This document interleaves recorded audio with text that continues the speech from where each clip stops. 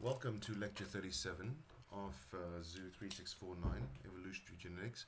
We're getting into the end of the module right now, and in these last few lectures, the molecular ecology section, we is designed to make you start thinking about what you've been learning all this time, all the theoretical stuff you've been learning in the first sections, and how to apply them to real world situations. So there's a separate chapter today called Inferring Selection. Now this is going to become a major issue in honors, but we are touching on it also in first year. And the reason that we have methods for inferring selection, because remember, selection was first identified by Darwin many years ago, and this started off the idea of evolution. The idea that things evolve. So in the meantime, we've discovered that there's not just selection, there are other forces of evolution like genetic drift, gene flow, and mutation. And selection is one of those four forces. But at the end of the day, whether something, an animal or a plant or an organism, is adapted to its environment, whether it's really adapted to its environment, whether it is got any local alleles, population has alleles that allow it to that population to have a higher fitness in a particular area, would imply that that population is adapted. So it is very important to try and figure out whether selection is going on, because we want to see which populations, either within a species or which species, are more adapted to their environments. And the way to get at adaptation is to look at selection, because natural selection is the driving force behind adaptation. So basically what we want to do is we want to look at a set of genes or genomes, and we want to be able to say whether selection is occurring on those genomes. And the way to do that is to go back to our models. And you will recall that we have several models in evolution to try and determine what force of evolution is happening. Now, you remember the first model we dealt with was the Hardy-Weinberg model. The Hardy-Weinberg model does not distinguish between the forces of evolution. It doesn't. All it tells you is what, whether evolution is actually happening. It doesn't tell you which force is making it happen, right? So it just checks whether allele frequencies are changing from one generation to the next. And then the Wright-Fisher model is the next one. It's the more complex model. And in this model, everything is the same as the Hardy-Weinberg model, except for what? We keep the population size constant. And if we keep the population size constant, then we can model the allele frequency changes that are happening due to, or the evolution that is happening due to genetic drift. And so that comes, then we go to our neutral model, Kimura's neutral theory, that says that most of the genome evolves neutrally, and it evolves according to a set of predictable ways. So if a population is evolving neutrally, it should show certain predictable outcomes when you look at the DNA sequence. And if you don't see these predictable outcomes, then what can you do? You can reject the model of neutrality. If you do not see that the DNA sequences are evolving in the way that neutrality would predict, then you reject the model of neutrality, and then all things being equal, population sizes being constant, what force could possibly be affecting that population? Well, then it has to be selection. So basically this whole lecture on selection is about finding exceptions to the neutral model, in other words. So we infer selection by rejecting the neutral model. Okay? And it's very important, and even at honors, students struggle with this concept. Okay?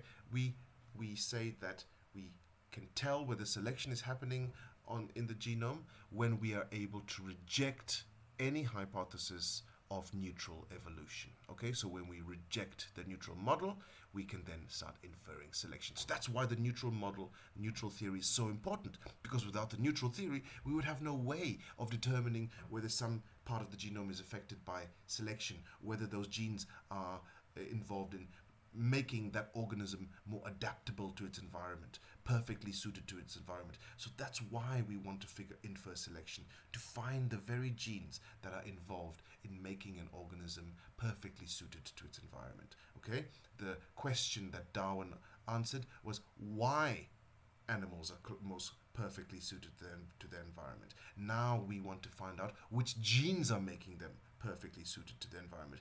And we do that by comparing the patterns of evolution in the genetics, in the genes, in the genome, to what we expect according to Kimura's neutral theory. And if it violates Kimura's neutral theory, then we can say that selection is happening. So we infer selection that way. Okay, so after that introduction, let's get into how we do this. So luckily, and what makes us more able to infer selection in the modern days is we have next generation sequencing. And next generation sequencing, as you know, allows us to sequence the whole genome, right? And so what we can do is also sequence the whole genome of non-model organisms. So not just your standard humans, dogs, rats, certain bacteria, Drosophila, not just these model organisms. We can actually sequence the genomes of all organisms now. Okay? And so this is really the way we've revolutionized the fields of evolutionary and conservation genetics in the following ways. We are able to give genome-wide estimates of variation, not just predictions from single loci like mitochondrial DNA and microsatellites. We're also able to take a population genomic approach, and this is what this lecture is all about. Enables the detection of signals of selection and adaptation. So we can identify that from whole genomes, because selection only occurs in the genes that are under selection. Okay, selection only affects certain parts of the genome, the genes that are under selection and the flanking regions of those genes, the area associated, in close linkage with those genes. But drift and gene flow, the demographic processes, they will affect the whole genome. Okay, so if you see an effect across the whole genome, you know it's due to a demographic process like drift or gene flow. Whereas if you see certain genes, signals for selection in certain genes in particular within the genome, then you know it's selection rather than drift or gene flow. Okay, and another way in which NGS helps us in conservation genetics is that we're able to quantify gene expression. So we can actually look at different tissues, like in that Crow paper, we can look at different tissues, and then we can predict which genes will be upregulated and which genes will be downregulated, given the adaptive situation. So RNA-seq adds a whole new dimension to conservation genetics, because it enables us to get to that holy grail, to find out where the populations are adapted to their environment, because that's what makes them special. Okay, so then how do we know that these adaptations have occurred? How do we know? And the adaptations occur thanks to either natural selection, okay, or sexual selection.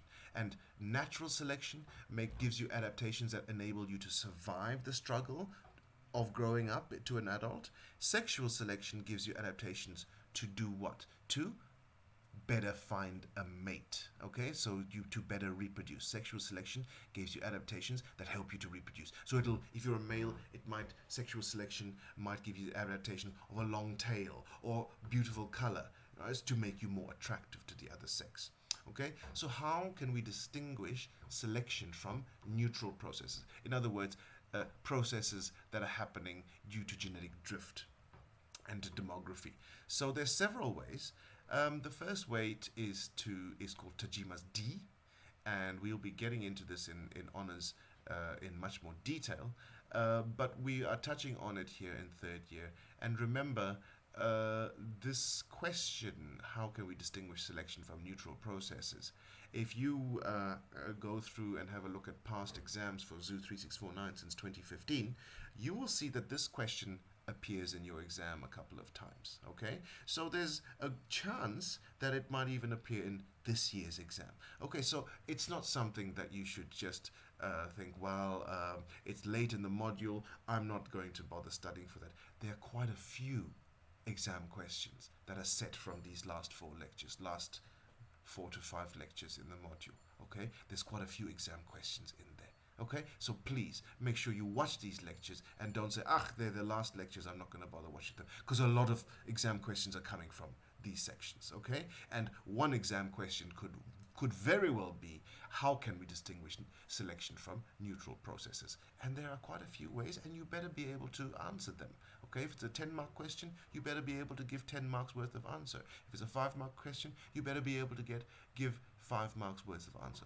Okay, so how do we distinguish selection from a neutral process? Well, one way is to use Tagimas D, that is to compare theta, it's the neutral parameter theta, calculated from the number of polymorphic sites, that's Watterson's theta, and you calculate and you compare that to the theta calculated from nucleotide diversity, which is the number of pairwise differences between any 2 sequences. And we've actually we've calculated this already in 3649. Please look at the previous lectures when we were calculating Tagimas D.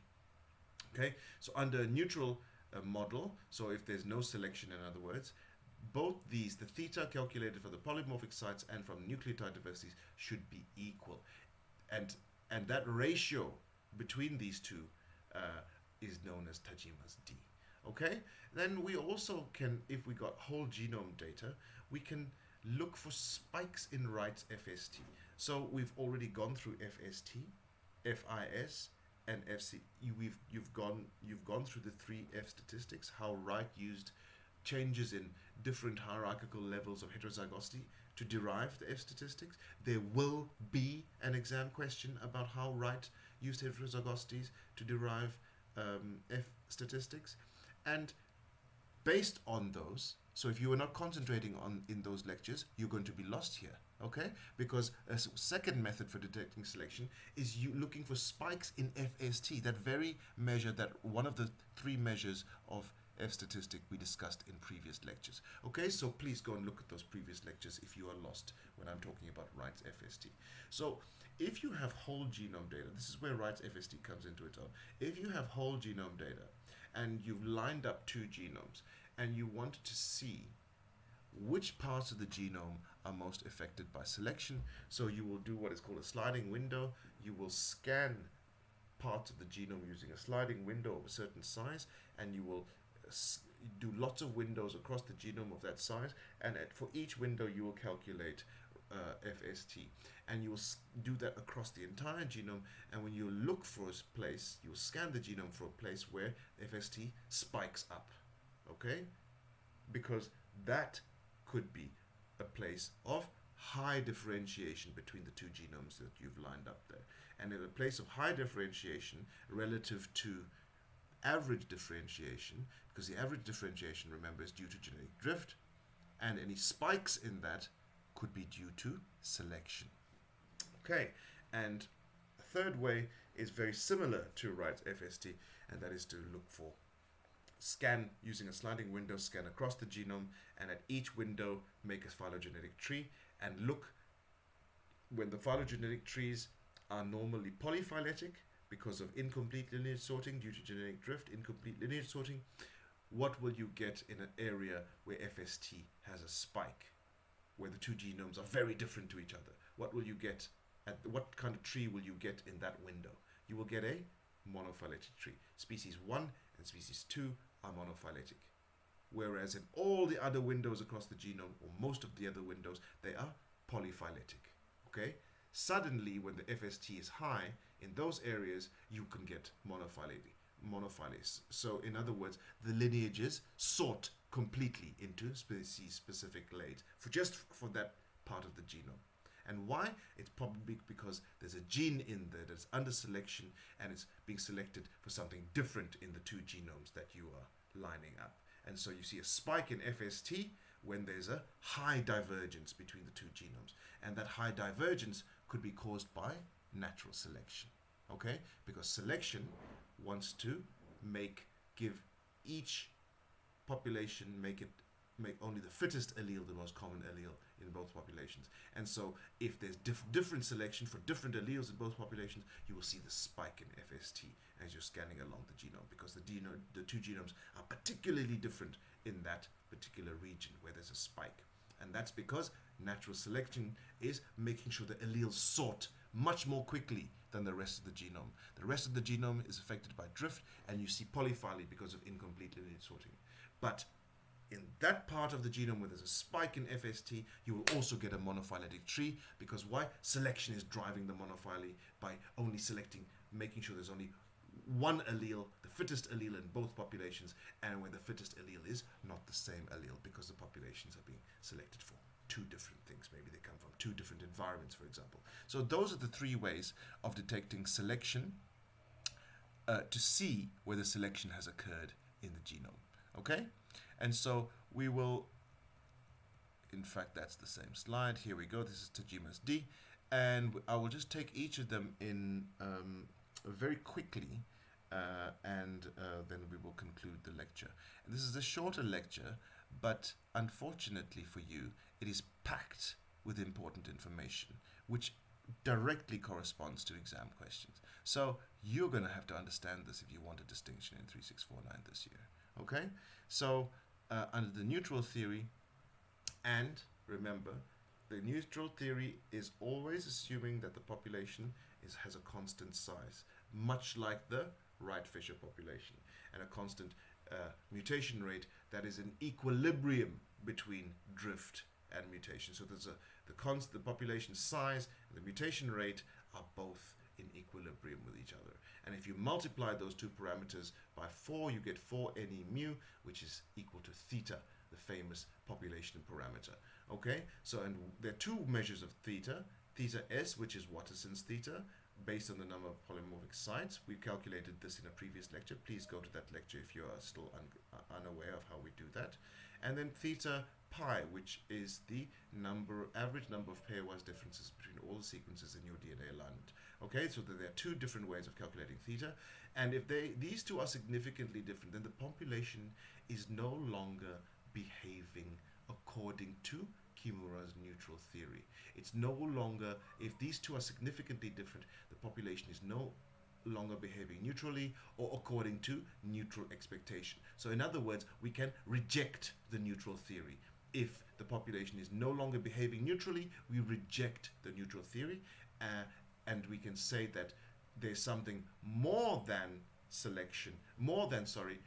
genetic drift that's affecting this population. And we say then there is some kind of selection acting at the locus, where theta S and theta pi are significantly different to each other. Okay? But let's just say, that's the problem with using Tagimas D, let's just say that our assumption of population constant size was violated, and the population was not actually, the real population didn't have a constant size, and that it had an expanding population. That expanding population will also give you a negative Tagimas D, or it will look like there's selection happening on the locus, but actually it is not selection, but a population expansion. So Tagimas D, if it's not selection, it is usually a population expansion that's creating a big, highly negative Tagimas D. Okay, and again, now right spikes and right FST. So if you have a bunch of alleles in a genome, so this is your average genome with FST is going from on the y-axis from 0 to 1, and here's the frequency of alleles going from 0 to 1, and you see that frequencies are distributed from 0 to 1, okay, but and they undergo some kind of normal distribution, okay. However, every now and then a few loci have frequencies, FSTs, which are over and above what is expected due to a neutral expectation. Okay, so for example, here's your FST again on the y-axis and the frequency on the x-axis, and you see here a lot of frequencies are much higher. The neutral expectation is this line here. Okay, it's this line here. So if it's above this line here, then it's something over and above neutral expectation. In other words, over and above genetic drift. Okay, neutral expectation is just saying this is what we expect due to genetic drift alone. Okay, what we expect is this line here. As soon as we get points above this line, like these, see these blue points here and here and here and here and here. Well, all of those are FSTs that are more than what you expect due to genetic drift. And so those are candidates for selection. Those are candidate loci for selection. We don't know for sure that it's selection, because just because we reject the neutral theory doesn't mean to say it's definitely selection. So then what we say is they're candidate loci for selection. And when we zoom into these loci to take a better look at what's going on in them. Okay, so that's how we infer selection from spikes in right FST. We use a sliding window, we scan the genome, and we infer these loci here. We try to find these loci here that are not fitting the neutral expectation. Okay? And we do a similar thing for looking at Monophyle, except we don't do an FST test. So again, we scan the genome. Here's a piece of the genome going from this end to this end. So we scan the genome from this end. With a sliding window, we create a tree there. We create a tree here. We slide along, we create another tree. We slide along, we create another tree. We slide along, we create another tree. And we compare all the trees, right? And if most of the trees are polyphyletic or paraphyletic, it means that the two genomes that you're comparing, and while you're scanning across them, the two genomes that you're comparing are not fully separated species, because there's a lot of para and polyphyly. So in other words, there is incomplete lineage sorting, okay, between the two genomes.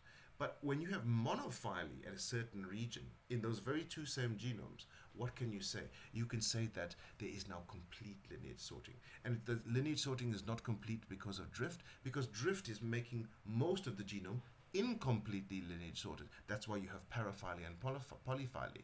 But when you got complete lineage sorting, that now can't be due to genetic drift, because genetic drift happens across the genome. So all the loci will be affected the same way by drift. But if there's one locus that's showing complete lineage sorting and all the other loci is showing incomplete lineage sorting, what does that mean? It means that selection is sorting those lineages, okay?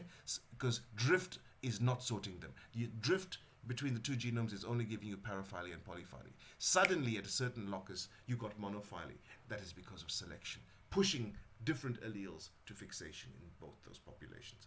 Okay, so when a gene tree using a sliding window, you reconstruct gene trees using a sliding window across across a chromosome. Suddenly, when you see a monophyletic picture like this one here, where the blue and the gray and the red are completely different, whereas at all the other loci, look at them, they're polyphyletic. Blue and red are mixed. Blue and red are mixed. Here, blue and red are mixed. Here, blue and red species are mixed. They're not in different places. But at this gene here, the A2 gene, yeah, TPI, this one here, suddenly that tree for that piece of the genome is monophyletic. Why? And that is because selection is sorting these lineages out. So it's sorting the lineages completely. Whereas here you've got what? Incomplete lineage sorting. Because genetic drift has not had enough time to sort them into complete lineages. Whereas here you have complete lineage sorting into monophyletic groups. Why? Because selection has come and favored this allele in this group and favored another allele in another group. And that's why you've got this complete lineage sorting in monophily. Okay, and so that's the idea of how to detect selection from detect selection and detect whether adaptation is actually working. This theme, it's going to be examined, okay? I'm just warning you. But also, it's going to be a big theme in honors, and we're going to get into these tests of neutrality much more in much more detail. So look forward to that during your honors year next year, those of you who are going to still be with us. Cheers to the next lecture.